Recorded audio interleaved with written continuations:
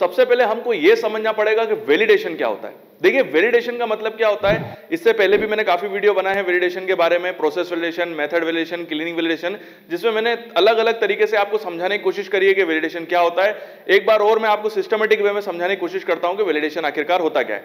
देखिए वैलिडेशन एक ऐसा प्रोसीजर होता है जिसके अंदर हम हमारी इंडस्ट्री के अंदर होने वाली जितनी भी प्रोसेसेस है, चाहे वो जितने भी प्रोटोकॉल्स हैं, उनको हम क्रॉस चेक करते हैं, या कह सकते हैं कि उनको क्रॉस चेक करके डिफरेंट डिफरेंट पैरामीटर पे हम उनको चेक करते हैं कि हम जो प्रोसीजर यूज कर रहे हैं वो सिस्टमेटिक है कि नहीं है, क्योंकि ये जो प्रोसीजर्स हैं ये डायरेक्टली रिलेट करते हैं हमारे प्रोडक्ट की क्वालिटी से। तो मेथड वैलिडेशन के अंदर एक प्रॉपरली डॉक्यूमेंटेशन प्रोसेस के थ्रू हम ये करते हैं कि एक क्राइटेरिया, एक प्रोटोकॉल, एक प्रोसीजर, एक एसओपी, एक ऐसा प्रोसीजर हम सेट कर देते हैं जिसको फॉलो करके हम अपने प्रोडक्ट की क्वालिटी को 100% प्योर बना सकते हैं। तो वैलिडेशन एक ऐसा ही प्रोसीजर होता है, जैसे कि मैंने आपको बोला कि एक डॉक्यूमेंटेशन प्रोसेस होती है। तो डॉक्यूमेंटेशन किस चीज का होता है, जो हम अलग अलग जब हम एक प्रोसीजर को सेट कर रहे हैं, एक मेथड को सेट कर रहे हैं, जैसे मेथड वैलिडेशन के अंदर हम डिफरेंट डिफरेंट टेस्ट प्रोसीजर्स को करते हैं। वहीं अगर हम प्रोसेस वैलिडेशन की बात करें तो हम डिफरेंट डिफरेंट प्रोसेस वैलिडेशन के अंदर R&D के अंदर वैलिडेशन करते हैं, जब उसका हम प्रोडक्शन और क्वालिटी कंट्रोल के अंदर वैलिडेशन करते हैं, और जब वो मार्केटेड हो जाती है तब भी हम उसके वैलिडेशन करते हैं। मतलब यहां पर हम उसके different different test procedures perform करके ये चेक करते हैं कि प्रोडक्ट की क्वालिटी प्योर है कि नहीं है। तो यही सारा ये जो रिजल्ट्स होते हैं इसी का हम डॉक्यूमेंटेशन करते हैं। ठीक है, उसी डॉक्यूमेंट्स में सभी के साइन, सिग्नेचर और सारे प्रोसीजर्स होते हैं, और हम यही पूरी जो प्रोसीजर होगी, ये जो डॉक्यूमेंटेशन हुआ, इसी डॉक्यूमेंटेशन की मैं यहां पर बात कर रहा हूं कि वैलिडेशन एक डॉक्यूमेंटेशन प्रोसेस है। एक इंपॉर्टेंट बात और कि क्या वैलिडेशन बार बार परफॉर्म किया जाता है, तो मैंने अपने पहले के वीडियो में भी आपको बताया कि वैलिडेशन केवल एक बार परफॉर्म किया जाता है। एक बार अगर वो मेथड सेट हो गई, एक बार प्रोटोकॉल सेट हो गया और एक बार वैलिडेशन के सारे डॉक्यूमेंटेशन कंप्लीट हो गए, तो फिर हमको बार बार वैलिडेशन करने की जरूरत नहीं है। बस फिर हमको वही जो एसओपी और प्रोसीजर एक बार सेट हो चुका है, बस हमको उसी को बार बार फॉलो करना होता है और फिर उसी का डॉक्यूमेंटेशन होता रहता है। ठीक है, वैलिडेशन दूसरी बार कब किया जाता है? वैलिडेशन दूसरी बार तभी किया जाएगा अगर हमारा जो प्रोसीजर है उसके अंदर हम कोई चेंज लेके आते हैं, जो प्रोटोकॉल और जो एसओपी हमने सेट करी है उसके अंदर कोई प्रॉब्लम आ गई है और उसको हमको चेंज करना है। वो किसी भी वजह से आ सकती है, और वो केवल एक ही वजह से आ सकती है, अगर हमारे प्रोडक्ट की क्वालिटी के अंदर 100% प्योर नहीं आ रही है। हमारे प्रोडक्ट की क्वालिटी अगर खराब हो रही है, बिगड़ रही है, तो हमको सबसे पहले ये पता करना पड़ता है, ये इन्वेस्टिगेशन करनी पड़ती है कि हमारे प्रोडक्ट की क्वालिटी बिगड़ क्यों रही है। एक बार हमको ये बात पता चल गई कि प्रोडक्ट की क्वालिटी किस वजह से बिगड़ रही है, क्या वो फॉर्मुलेशन की वजह से बिगड़ रही है, क्या वो टेस्टिंग की वजह से बिगड़ रही है, तो फिर हमको उसमें चेंज लाना पड़ता है। अगर फॉर्मुलेशन की वजह से बिगड़ रही है और आपने फॉर्मुलेशन के अंदर चेंज लाया है, तो आपको प्रोसेस वैलिडेशन फिर से परफॉर्म करना पड़ेगा। अगर जो हमने मेथड यूज करी टेस्टिंग के लिए, चाहे वो HPLC मेथड हो, चाहे डिसोल्यूशन मेथड हो, चाहे टाइट्रीमेट्रिक मेथड हो, और उसके अंदर कोई चेंज लाए हैं, मेथड के अंदर कोई प्रॉब्लम थी और मेथड के अंदर चेंज लाए, तो हमको मेथड वैलिडेशन परफॉर्म करना पड़ेगा। अगर हमको पता चलता है कि क्लीनिंग की वजह से जो इंस्ट्रूमेंट की जो क्लीनिंग हो रही थी, जहां पर प्रोडक्शन हो रहा था, वहां पर जो इंस्ट्रूमेंट उनकी क्लीनिंग सही तरीके से नहीं हो रही थी और इंप्योरिटी जो थी वो प्रोडक्ट के अंदर बार बार इंटर हो रही थी, तो मतलब है कि क्लीनिंग प्रोसीजर जो है या क्लीनिंग का जो हमने प्रोसीजर सेट करा है वो गलत है, तो हमको उसको चेंज करना पड़ेगा। तो फिर वहां पर क्लीनिंग वैलिडेशन परफॉर्म करना पड़ेगा। वहीं अगर पर्सन की वजह से कोई गलती हो रही है, जो पर्सन है वो प्रॉपरली ट्रेंड नहीं है, वो जो है वो प्रोडक्शन में गलती कर रहा है, या टेस्टिंग के अंदर गलती कर रहा है, वो हैंडलिंग के अंदर गलती कर रहा है, या सैंपलिंग लेने में गलती कर रहा है, तो हमको फिर पर्सनल वैलिडेशन परफॉर्म करना पड़ेगा। तो मैंने थोड़ा सा आपको पर्सनल वैलिडेशन भी यहां पर क्लियर कर दिया।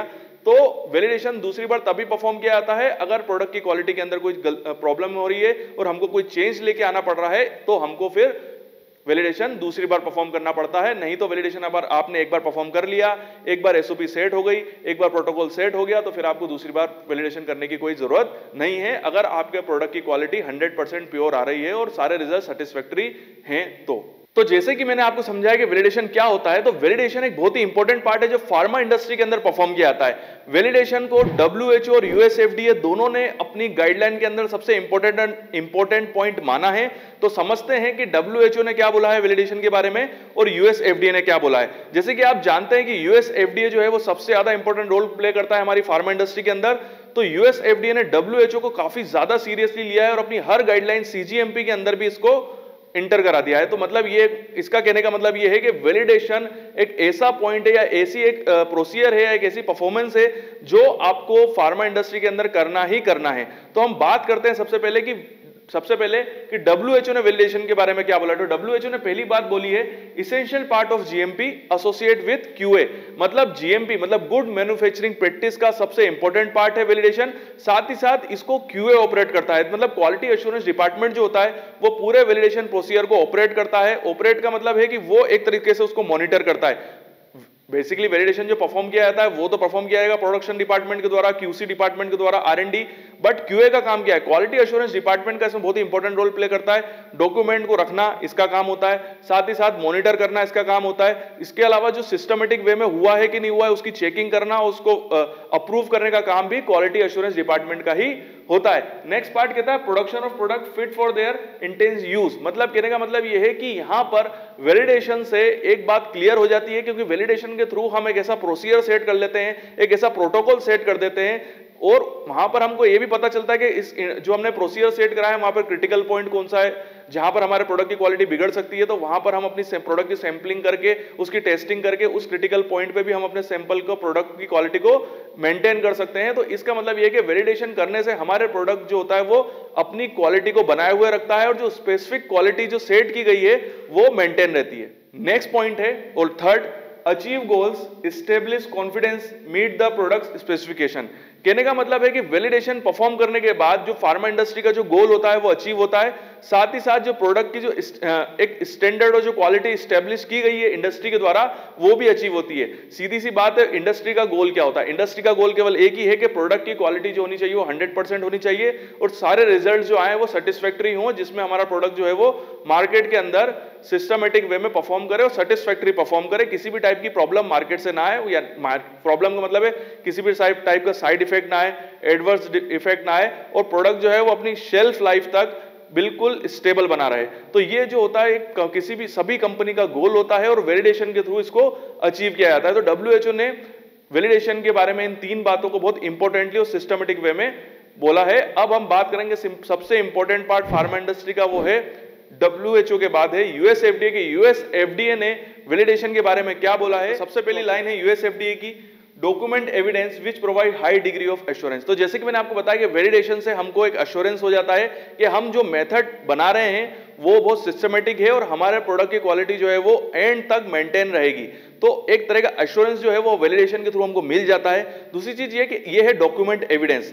कहने का मतलब ये है कि जब हम वैलिडेशन परफॉर्म करते हैं और डिफरेंट पैरामीटर्स पे जब हम ड्रग की टेस्टिंग करते हैं और ये देखते हैं कि हमारी ड्रग जो है वो स्टेबल बनी हुई है और प्योर है कि नहीं है, तो उन सारे टेस्ट प्रोसीजर्स का हम डॉक्यूमेंटेशन कर लेते हैं। ये डॉक्यूमेंट एविडेंस का मतलब क्या है? देखिए, एविडेंस का मतलब ये होता है कि जब उस कंपनी में कोई ऑडिट होती है, बाहर से कोई पर्सन जो होते हैं वो उस कंपनी में चेकिंग करने आते हैं और वो ये देखते हैं कि आप जो प्रोसीजर यूज कर रहे हैं और जो प्रोटोकॉल्स यूज कर रहे हैं, जो एसओपी यूज कर रहे हैं, वो सिस्टमेटिक है कि नहीं है, तो फिर उनको चेक कराने के लिए फिर ये डॉक्यूमेंट ही काम आते हैं। जो वैलिडेशन के जो हमारे पास डॉक्यूमेंट्स होते हैं, जो टेस्ट प्रोसीजर्स के जो रिजल्ट्स होते हैं, जो बहुत सेटिस्फैक्टरी होते हैं, उन्हीं टेस्ट प्रोसीजर्स को डॉक्यूमेंट के वे में दिखाया जाता है और ये बताया जाता है कि हम जो प्रोसीजर्स यूज करते हैं, चाहे वो क्लीनिंग के अंदर हो, प्रोसेस के अंदर हो, मेथड के अंदर हो, वो बहुत ही सिस्टमेटिक है और वहां पर जो हमारे रिजल्ट्स आए हैं वो भी सेटिस्फैक्टरी हैं। तो ये एक डॉक्यूमेंट एविडेंस कहा जाता है। नेक्स्ट पॉइंट है assure repeatability of the process.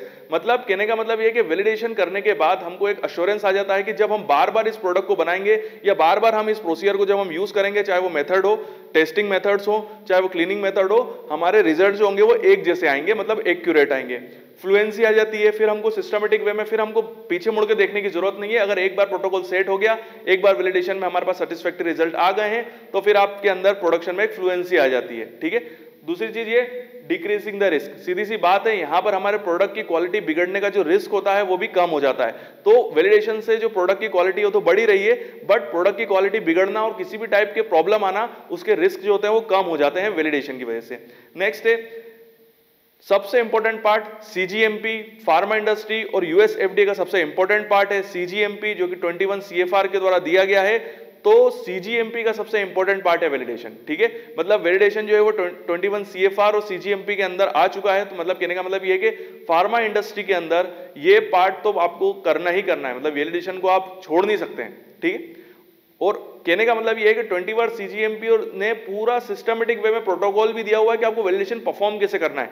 Validation perform आप इसलिए कर रहे हो क्योंकि प्रोटोकॉल सेट हो जाए, बट प्रोटोकॉल वैलिडेशन करना कैसे है और किस तरीके से उसका डॉक्यूमेंटेशन करना है वो भी आपको सीजीएमपी के अंदर उसकी पूरी गाइडलाइन मिल जाएगी। ठीक है, तो अब ये पर्सनल वैलिडेशन के अंदर हम इसी के ऊपर बात करेंगे कौन कौन से हमको वैलिडेशन परफॉर्म करने पड़ते हैं पर्सनल वैलिडेशन के अंदर। ठीक है, तो जो 21 CFR और जो सीजीएमपी है उसने पूरी गाइडलाइन दी हुई है कि आपको वैलिडेशन कैसे परफॉर्म करना है। साथ ही साथ सारे वैलिडेशन की, चाहे वो प्रोसेस हो, क्लीनिंग हो, जितने भी वैलिडेशन इंडस्ट्री के अंदर परफॉर्म किए जाते हैं उन सभी की गाइडलाइंस, उन सभी के प्रोसीजर्स, प्रोटोकॉल के किस टाइप से आपको डॉक्यूमेंट बनाने हैं, कैसे उसको हैंडल करना है, क्यूए कैसे मॉनिटर करेगा, ये पूरी गाइडलाइन जो होगी ये क्यूए के लिए है। ठीक है, और क्यूए फिर ये गाइडलाइन देगा उस पर्टिकुलर डिपार्टमेंट को जो वैलिडेशन परफॉर्म करेगा। ठीक है, तो क्यूए को ये सारी चीजें याद रखनी है कि जो वैलिडेशन हम परफॉर्म कर रहे हैं वो 21 CFR और सीजीएमपी के गाइडलाइन के अनुसार हो रहा है कि नहीं हो रहा है, हम उसको फॉलो कर रहे हैं कि नहीं कर रहे हैं। क्योंकि ऐसा नहीं है कि आप अपने हिसाब से वैलिडेशन की कोई प्रोसीजर बना लें और अपने हिसाब से कोई वैलिडेशन परफॉर्म कर ले और ये बोले कि ये हमारी इंडस्ट्री का प्रोसीजर है, ऐसा नहीं है। वैलिडेशन को कैसे परफॉर्म करना है, कौन परफॉर्म करेगा, उसका क्या प्रोसीजर होगा, किस कंडीशन में प्रोसीजर, कैसा उसका प्रोसीजर और क्या कंडीशंस होंगी, वो सारी गाइडलाइंस जो है वो 21 CFR और सीजीएमपी ने पहले से दी हुई है, उसी को फॉलो करके वैलिडेशन परफॉर्म किया जाता है। एक इंपॉर्टेंट इंफॉर्मेशन कि अगर आप भी इन इंस्ट्रूमेंट पे ट्रेनिंग करना चाहते हैं तो you are most welcome in our institute. Institute का एड्रेस और सारी इंफॉर्मेशन, चाहे वो ईमेल आईडी हो या चाहे उसका मोबाइल नंबर हो हमारा, वो सभी हमने डिस्क्रिप्शन बॉक्स में दिया हुआ है। आप हमसे डायरेक्टली कांटेक्ट कर सकते हैं और अगर आपकी कोई क्यूरी है तो वो भी आप हमको बता सकते हैं। साथ ही साथ अगर आप कुछ ऐसे प्रोजेक्ट्स वर्क से जुड़े हुए हैं, कोई पीएचडी वर्क से जुड़े हुए हैं या आप कोई ऐसे कोर्स से जुड़े हुए हैं जहां पर आपको इन इंस्ट्रूमेंट्स की रिक्वायरमेंट है या आपके पास कुछ ऐसे सैंपल हैं जो इस पर्टिकुलर इंस्ट्रूमेंट्स पे ही रन हो सकते हैं बट वो आपके पास अवेलेबल नहीं है, तो हमारा इंस्टीट्यूट ऐसी कंसल्टेंसी सर्विस भी प्रोवाइड कराता है और उससे रिलेटेड इंफॉर्मेशन भी हमने हमारे लिंक बॉक्स के अंदर और डिस्क्रिप्शन बॉक्स के अंदर आपको प्रोवाइड कराई है। तो बने रहिए हमारे साथ और हमारा वीडियो देखते रहिए। साथ ही साथ हमारे चैनल को सब्सक्राइब करें और बेल आइकन को हिट करें। Thank you.